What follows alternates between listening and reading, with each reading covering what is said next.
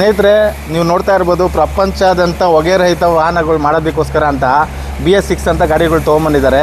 ಅದರಲ್ಲೆಲ್ಲ Catholic silencer ಇರ್ತದೆ, ನೀವು ನೋಡ್ತಾ ಇರ್ಬೋದು. ಇಲ್ಲಿ ನಮ್ಮ ಸ್ನೇಹಿತರು ಒಬ್ಬರು ಇದ್ದಾರೆ ರಾಮೋಳಿ ಗೇಟಲ್ಲಿ, ಬೆಂಗಳೂರಲ್ಲಿ. ಇವ್ರದ್ದು ಇಲ್ಲಿ ವರ್ಕ್ಶಾಪ್ ಇದೆ, ಎಲೆಕ್ಟ್ರಿಕ್ ಕೆಲಸ ಎಲ್ಲ ಪ್ರತಿಯೊಂದು ಮಾಡ್ತಾರೆ. ಇಮ್ರಾನ್ ಅಂತ ಇದ್ದಾರೆ, ಬನ್ನಿ ಪರಿಚಯ ಮಾಡಿಸ್ಕೊಡ್ತೀನಿ. ನೋಡಿ, ಇವರೇ ಇಮ್ರಾನ್ ಅಂತ. ನಮಸ್ಕಾರ.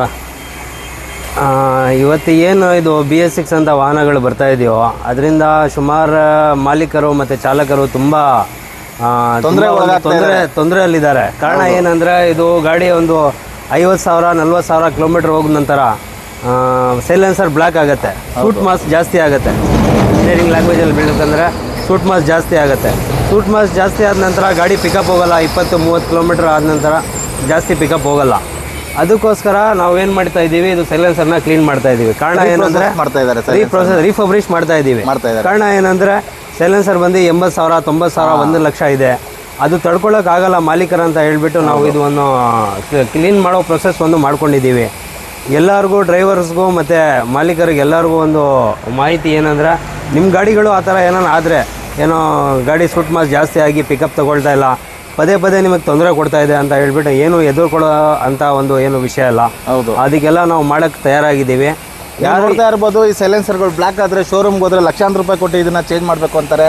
ಚೇಂಜ್ ಮಾಡೋವಂಥ ಅವಶ್ಯಕತೆ ಇಲ್ಲ. ನೀವು ಬನ್ನಿ, ಬೆಂಗಳೂರು ಮೈಸೂರು ಹೈವೇನಲ್ಲಿ ರಾಮೋಳಿ ಗೇಟ್ ಅಂತ ಇದೆ. ನಮ್ಮ ಲೊಕೇಶನ್ ರಿಸೆಪ್ಷನಲ್ಲಿ ಬರುತ್ತೆ, ಇವ್ರ ನಂಬರ್ ಬರುತ್ತೆ, ಕರೆ ಮಾಡ್ಕೊಳ್ಳಿ. ಇಲ್ಲಿಗೆ ಬನ್ನಿ.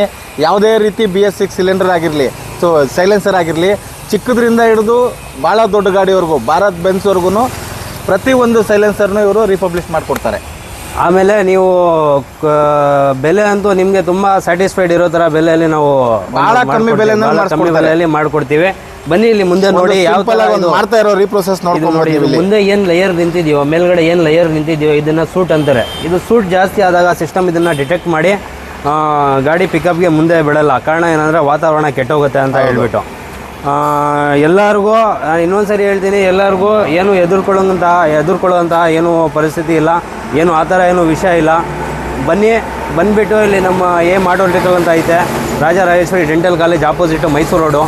ಬಂದುಬಿಟ್ಟು ಎಲ್ಲ ನೀವು ಮಾಡಿಸ್ಕೊಂಡು ಆರಾಮಾಗಿ ಗಾಡಿ ಓಡಿಸ್ಕೊಳ್ಳಿ, ಏನೂ ತೊಂದರೆ ಇಲ್ಲ. ಯಾವುದೇ ರೀತಿ ನಿಮಗೆ ತೊಂದರೆ ಇರೋದಿಲ್ಲ.